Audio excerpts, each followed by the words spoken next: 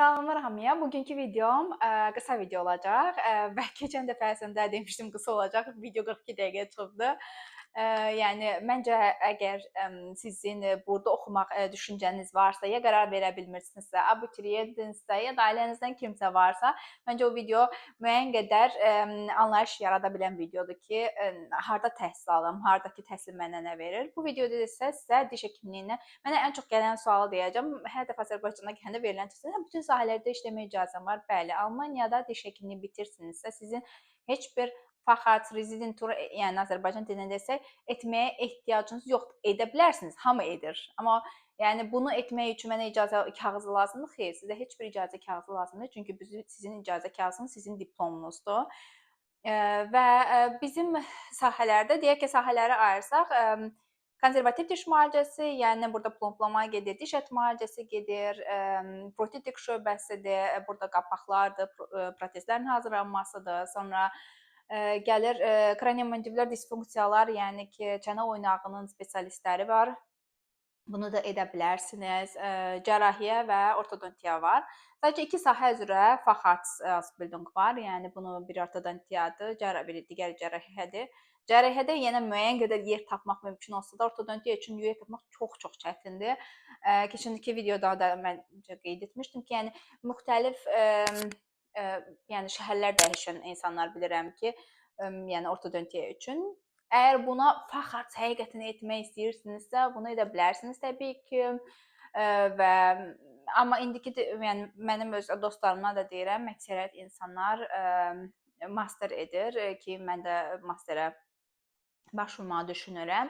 Və müəyyən qədər, məsələn, deyək ki, siz bir ixtisasınız var, məsələn, cərrahiyyə ixtisasınız var, cərrahiyyə masteriniz var və onun üzərinə edə bilərsiniz kurikulum protetik, yaxud da kurikulum estetik kimi. Bu da sizin, yəni ki, spesializasiyasının üstünə əlavə. Çünki mən düşünürəm ki, və məsələn, cərrahiyyə eləyirsinizsə bir xəstədə protetik işini də bilməlisiniz. Yəni çox vaxt həkimlərin problemi burada nə olur? Məsələn, xəstəsini göndərir cərraha implant qoymağı üçün və bu da cərrahdır, heç bir protetik işi bilmir və o həkim problem yaşayır o implanta qapaq qoymaq üçün. Yəni bir spesializasiyanın üstünə əlavə heç olmasa özünüzü inkişaf etdirəcək kurikulumlar etməyə, yəni kurikulumda spesializasiya verir, bunu etməyi məsləhət görürəm. Ümumiyyətlə ortodontiya bütün hal-hazırda Almaniyada deyək ki, cərrahlar da düzdür, sadəcə cərrahiyyə edən klinikalar da var, amma mən neçə klinika bilirəm ki, sadəcə cərrahiyyə edirlər, artıq amma şöbələrini genişləndirib bütün sahələrə açıblar. Bu o deməkdir ki, bunu yəqin finansial bir düşünürəm ki, yəni finansial tərəfi var ki, insanlar öz klinikalarını cərrahiyyədən keçirirlər, həm də bütün sahələrə edən klinikaya. Həm də yəni düşünürəm ki, bəzi insanlar üçün, məsələn, mən özüm düşünürəm, mənim üçün bir sahə yox, mən iki sahəni işləməyə həmişə üstünlük verirəm və çünki həm mənə maraqlı olduğuna görə, həm də bir sahə bəlkə də darıxdırıcı olduğuna görə düşünürəm. Yəni ki, sadəcə bir formada iş görmək. Əgər ortodontiya işləyirsinizsə, məsələn, Almaniyada təbii ki, mastersiz də, fəxarsiz də ortodont kimi işləyə bilərsiniz. Yəni fəxarsiz nədir?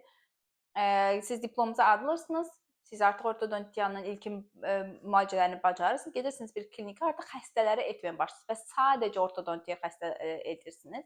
Və hal-hazırda bütün klinikalar dediyim kimi hər şey edirsə, amma sadəcə ortodontiya fərqlidir. Yəni Invisalign-ları çıxardaq, yəni kapalarla müalicəni çıxartsaq, digər bütün кейsləri, bütün ortodontiya xəstələrinin, yəni çətin xəstələri sadəcə ortodontlar müalicə edir və ortodontlar başqa heç nə müalicə etmirlər. Onlar qarışmırlar.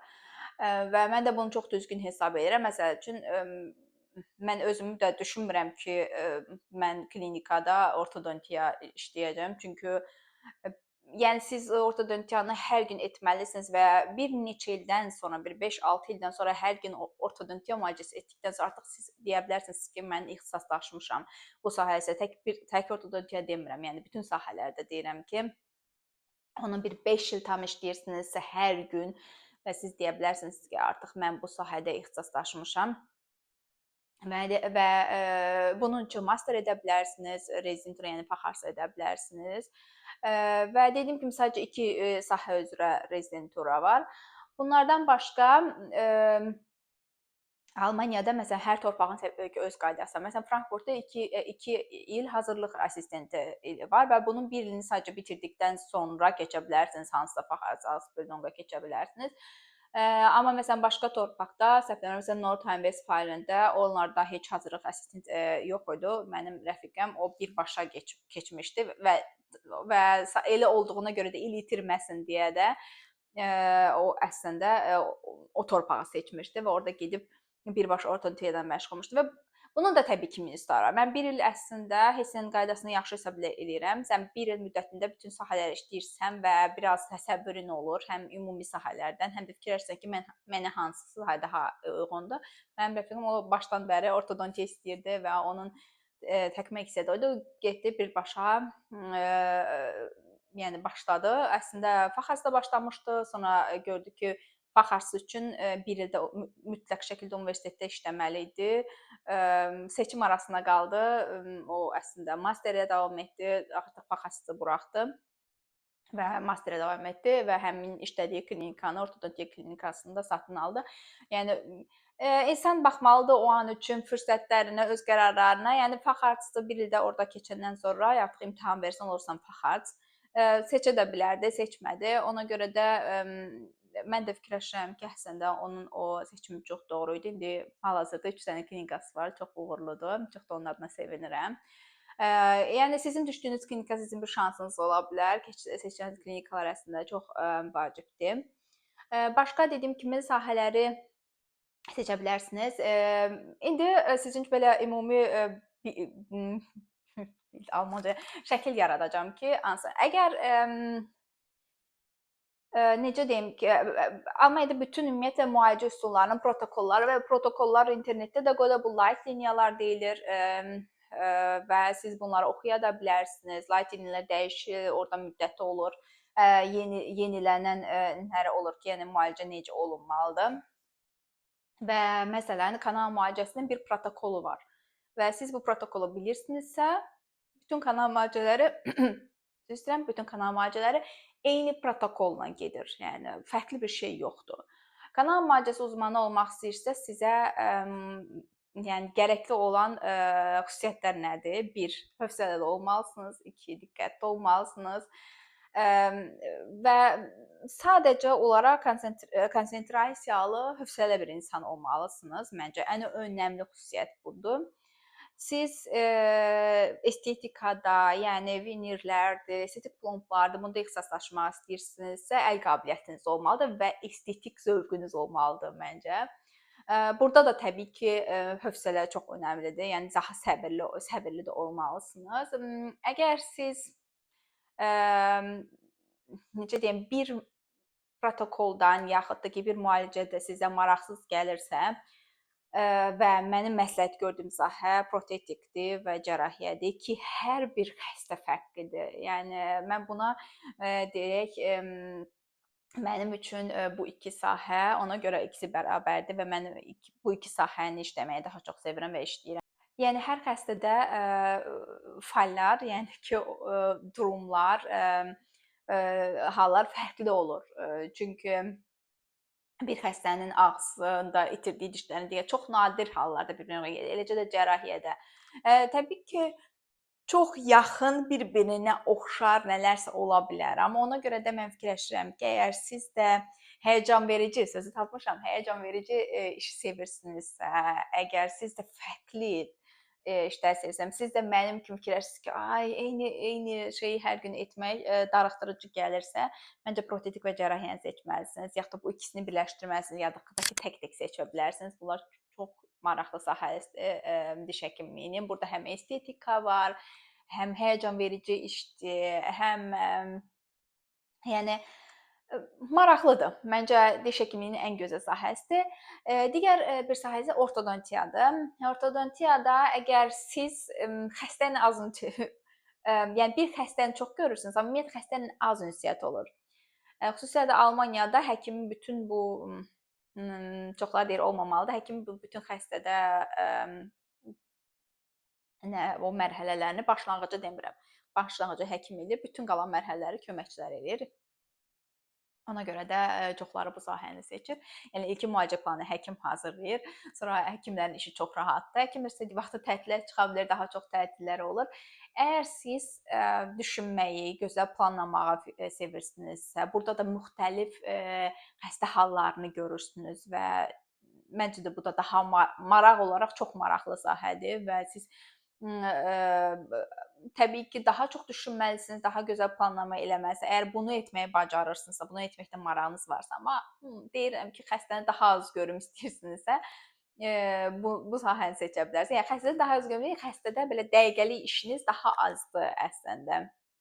Ən azı bu Almaniyada belə bilirəm, Azərbaycanda hər kəs öz o baxımdan özü görür, amma Almaniyada başlanğıc müalicə planından başqa mən o vaxtı rəfiqəm soruşdu, niyə ortodontiyanı? Mənim üçün çünki planlanması yəni çox maraqlıdır. Amma mən sevmirəm ki, bir xəstəni 2 il müddətində, yəni bizdə protetikdə də görürsən, bəlkə, amma sevmirəm yəni ortodontiya mənə o baxımdan mən əl işini sevdiyimə görə, həm planlama əl işini sevdiyimə görə mən protetik və cərrahiyyəni sevirəm. Yəni çünki protetik və cərrahiyyədə həm planlama var, həm əl işi var, həm həyəcan var. Ortodontiyada həyəcan məncə yoxdur. Planlama var, edirsən müalicəni. Mənim kimi həyəcan sevən insanlar, yəni protetik və yaxud da cərrahiyyəni seçə bilər. Kimlərsə sakit, mən sadəcə beyin gücümlə planlamamı eləmək istəyirəm, onlar ortodontiyanı seçə bilər. Əgər bir protokolla işləməyi sevirsinizsə, kanal müalicəsini etmək, yəni və hövsələniz varsa, diqqətlisinizsə, kanal müalicəsi uzmanını seçməyi məsləhət görürəm. Digər çox sevdiyim sahə isə kraniomandibulyar disfunksiyadır. Yəni bu çənə oynağı disfunksiyalarıdır. Çox maraqlıdır məncə və hələ də daha az araşdırıldığını düşünürəm. Bütün onurğa sisteminə, bütün duruşa təsir eləyən bir orqandır ki, bunun üzərində məncə Azərbaycanda ən az işlənilən sahələrdən biridir deyə düşünürəm. Burada da işlənilir, amma məncə daha yaxşı işlənilə bilər. Mənim özüm üçün üçüncü sahə olaraq, yəni praktik və cərrahiyyədən sonra qoyduğum bir sahədir. Orada da yəni beyin düşüncəsi də var, müalicə var və müalicələr çox uzun gedir. Əsasən ona görə də mənə elə gəlir ki, praksislər ona görə az istifadə edir ki, gəlir daha yəqin ki, digər sahələrdən daha azdır. Qapalı hazırlayırıq, gecə taxma şinaları hazırlayırıq. Amma ki, ümumi əgər xəstədə disfunksiya varsa, praksislərə bu çox da sərf eləmir deyə düşünürəm. Ona görə universitetlər bu işlərlə daha çox məşğul olur. İndi hazırda alternativ kraniomandibulyar disfunksiyalarla məşğul olan klinikalar da var. Maraqlıdır. Əgər xüsusi yəni universitetdə yayılmışda maraqlanırsınızsa, məncə bu sahə mənim üçün ən maraqlılardan biridir ki, bütün onurğa sisteminə təsir edir və məncə daha yəni yenə də beyin gücü tərəfdən daha çox işi olan sahədir. Əgər sizin üçün bir təsəvvür yarada bildimsə sahələri seçməkdə, mənim üçün də çox şad oldu. İndi bu üçüncü videomu da yükləyəcəm. Dediyim kimi sizə davamlı videolar hazırlayacağam. Əgər nəsə suallarınız varsa, nəsə səhv fikirləşirsinizsə, səhv qeyd etmişəm, onu da qeyd edə bilərsiniz. Sizə yaxşı baxın.